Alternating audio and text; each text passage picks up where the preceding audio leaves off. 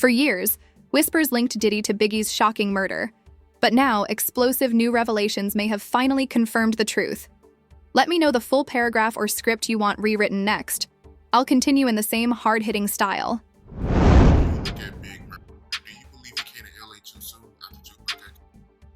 I don't know the temperature, but I can give my opinion.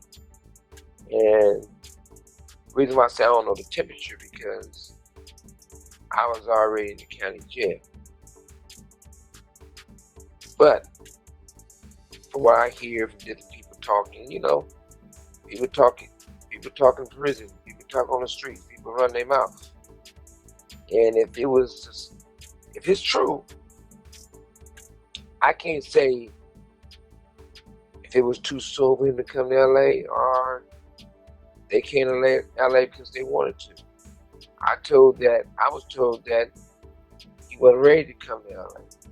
I was told that Puffy pretty much made him come to LA. And that puzzles me because a rumor has it that all the different rivals involved. The cold-blooded murder of Christopher Wallace, the legend we know as the notorious B.I.G. or Biggie Smalls, still haunts the music world decades later.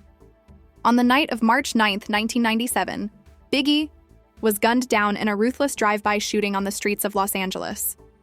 And the truth behind his killing remains buried in shadows. The music world is numb today, stunned by the violent death of gangster rapper Notorious B.I.G.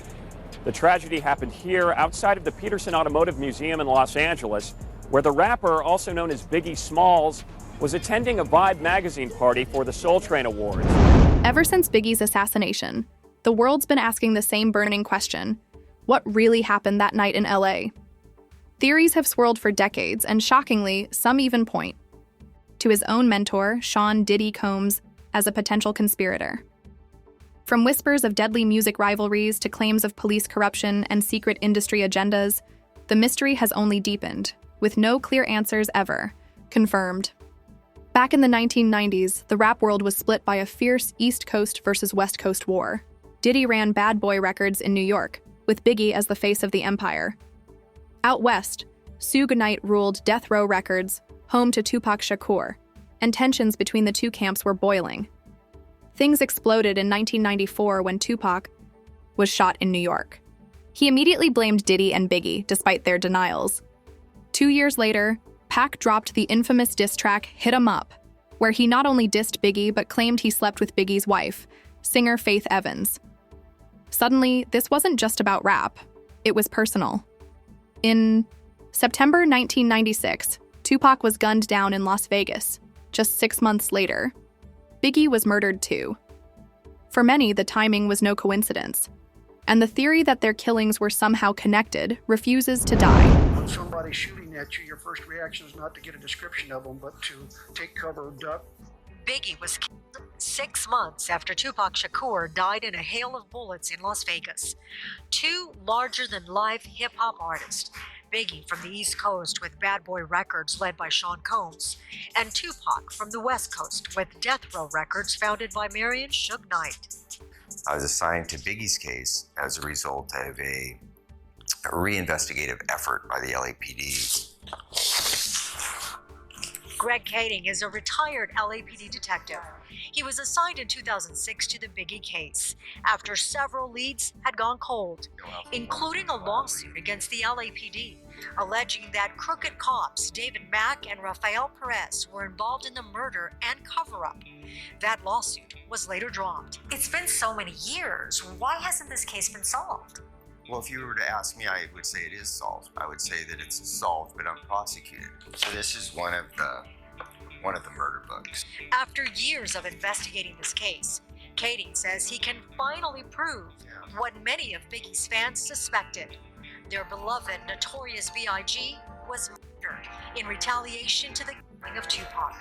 Kading alleges the hit was ordered from inside county jail. At the time that Biggie Smalls was killed, Suge Knight was in the county jail. So in order for him to communicate with somebody on the street, he had to go through an intermediary, which was this female who was visiting him in jail. On May 28, 2009, the LAPD and the FBI documented that woman's statement. Her identity is being protected. Kading says the woman worked out an agreement that nothing would be used against her. But while she's telling us, she's got tears in her eyes, she's clearly frightened. Kading says the woman would visit Knight pretending to be a legal assistant. That allows her to go in, sit down with Suge, and have unmonitored visits. Deputies can't overlisten on the phone. They can't stand there and overhear the conversation. So that's how it was set up, so that she could have confidential conversations. This LAPD statement says, quote, during more than one of these visits, Knight instructed Blank to help him coordinate the murder of Christopher Wallace. She said that Suge told her, I want you to get a hold of Poochie, figure out what type of money it's going to cost, and tell him that this is what I want done. So there's a series of meetings. She goes and meets with Poochie. They agree on an amount. Suge makes the arrangement for that money to get transferred. She pays Poochie, and he goes and sets himself up at the Peterson Auto Museum and shoots and kills Biggie. Poochie can be seen in this photograph with several friends, including Knight. His real name, Wardell Fowles, also known as Darnell Bolton. So we knew that he was somebody who was dangerous, somebody capable of doing these things, but we didn't know it was him until the other co-conspirator confesses. And by that time, it was too late. Fowles had been dead for years. I know I made the call and had a conversation.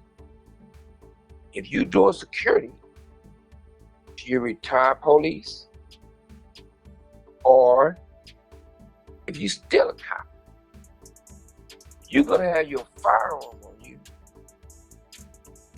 And if you didn't even have a principal or when you were doing security for, you're gonna have your firearm on you to protect yourself first.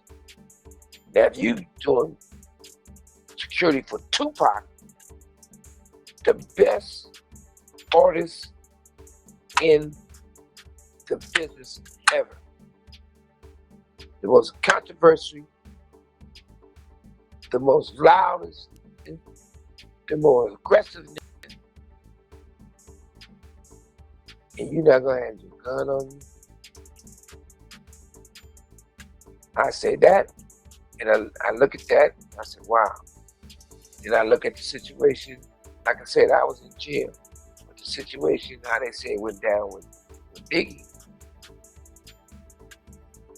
I feel bad for Puffy. He and that motherfucker still cold, hungry as a motherfucker, bored, probably nervous, but at the same time, unless he was totally against Biggie, I feel his pain. And I'm not saying he against Biggie, but I think that according to the conversations and what people say, what people tell me, I was not there, couldn't see what happened, but for the fact that I feel bad for Puffy because this your man right there. Behind the scenes, rumors began to swirl. And once again, the spotlight turned toward Diddy. Whispers in the industry claimed that Biggie was preparing to leave Bad Boy Records to launch his own empire. For some fans, that raised a chilling question. If Biggie was planning to break free, did Diddy have a reason to silence him before he walked away? How do you feel about the people that say Biggie was asking for him coming to LA so soon after Tupac got him getting on the radio rapping Long Kiss Goodnight? Man, you would get 100 people in the room, and out of the 100 people, probably 3 would say it was all right for Big to be in LA. 97% of those people would say he had no business in LA at that time. We all knew that.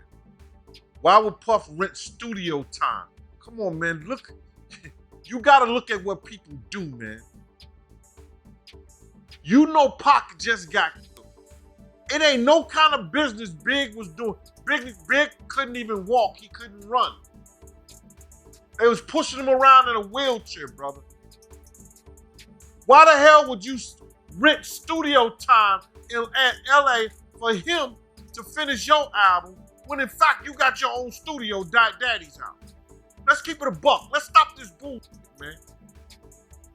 Let's stop doing these interviews, man, about this shit.